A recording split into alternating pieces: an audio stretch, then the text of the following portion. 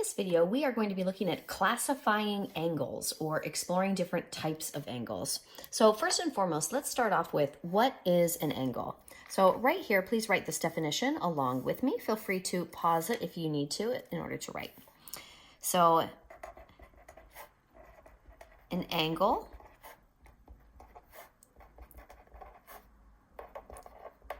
is the space or the opening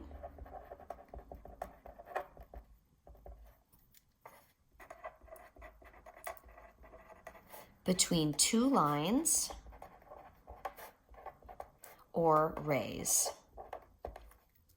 Okay, so an angle is the space or opening between two lines or rays. So we can see here we have two rays, and an angle would then be the measurement of this opening right here. So we measure angles in degrees.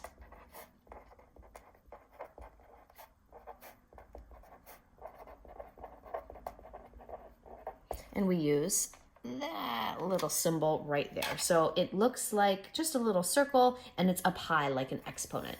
So we measure angles in degrees. And there are 360 degrees in one full rotation, or one full angle around a circle. Okay, so the key things we need to know here is that we measure the angles in degrees, and one full rotation around is 360 degrees.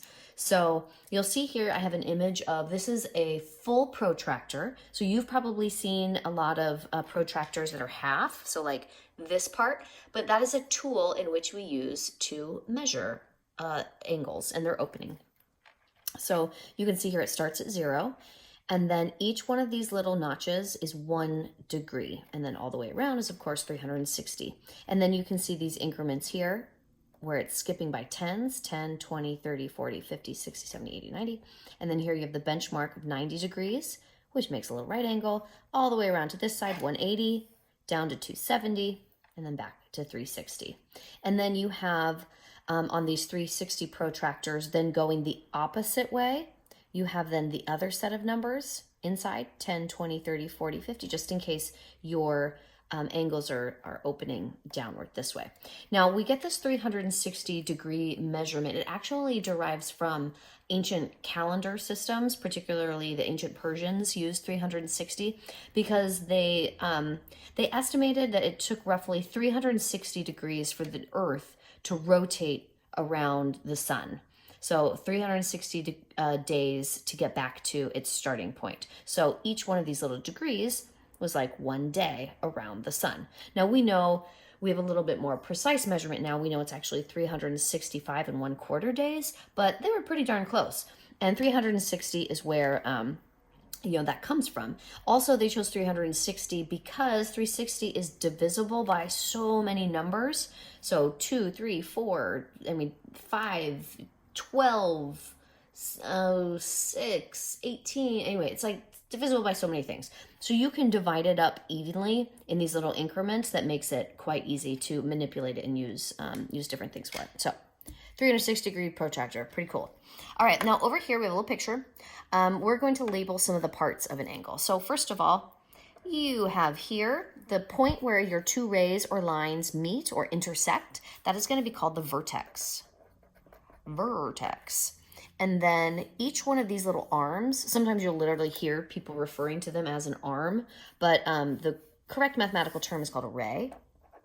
And a ray is basically a line that extends in one direction, but it has a stopping point on the other side. And then we have a ray over here. And then this right here would be then the angle measure itself. So you mark this to say like, I'm measuring this angle, but you don't actually have to have the line. You can just have that be blank. And sometimes these are lines, so they might extend past that vertex, but the point where they cross would be then its vertex. Okay, so let's go down and look at some types of angles. So here we have an acute angle. So an acute angle is an angle that is less than 90 degrees. So we're gonna write acute angle less than 90 degrees. So I want you to imagine that you are copying and pasting this angle from here, boop, onto our protractor. So this little arm, would you line it up right here at the 0, and then that opening would be, somewhere around here. It looks like a 45-degree angle to me. And then you would look along here to see what degree measure that line passes through. And any angle that's less than 90 degrees is called an acute angle. So we'll go ahead and color. That opening is measured as an acute angle. All right, the next one. This is an angle that you are very familiar with. When two lines or rays meet at perpendicularly or at a 90-degree angle, this is called a right angle.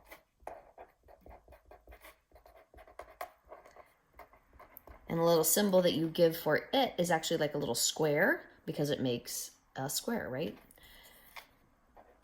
So at exactly 90 degrees. Okay, so here we go. Color that one in. There we go. All right, so the next type of angle is what we call an obtuse angle. Obtuse. And an obtuse angle is open greater than 90 degrees, but less than 180. So if I were to pick up this angle and put it over here on my little protractor, one arm would start at that 0, and the other ray would kind of go somewhere over here, and I can see that it falls between 90 and 180, so that means that it's an obtuse angle. It looks like it's probably like, 135 or something like that. All right. So we're going to color this in to help us remember. Okay, an obtuse angle. So we're going to say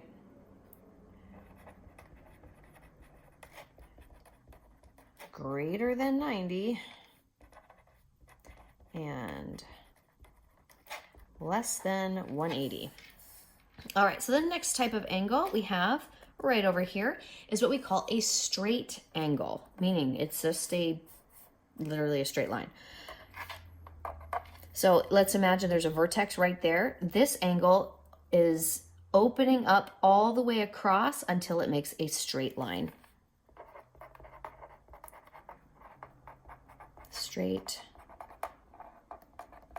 angle. So this is going to be exactly 180 degrees. Okay, I'm going to color this one yellow so that you remember it. Looks like a sun setting. There we go. And you'll notice that I'm adding little arrows to the end of these rays because the arrow denotes that the line keeps going and extending. And if you don't have that, then you kind of are like, well, where's the point? Is there a point that it ends, or does it keep going? So it kind of alleviates that ambiguity. All right, the next one. Imagine now our angle over here on the protractor is now opening up past 180. So it is greater than the straight angle. This is called a reflex angle. And a reflex angle is greater than 180 degrees. Okay, so it's that angle measure all the way around. Now be really careful if you have to measure certain angles that you're measuring the right part, because you've probably worked with angles where you're measuring this part, the more closed portion, but sometimes they might ask you to measure this outside part or the reflex angle. So for example, if we look back up at our acute angle, you also have theoretically then on the back side of this, the reflex angle, and I'm just going to put it over here. You could also measure that distance around, and that would be its reflex angle. Okay, and then last but not least, this is if you were to start on your protractor, open up your angle, and go all the way around back to where it started. And this is aptly named a full angle because it's exactly one full rotation around. So it's exactly 360 degrees. So there we go. We'll go ahead and color that in because it goes all the way around. And there we have it, all classifying different angles.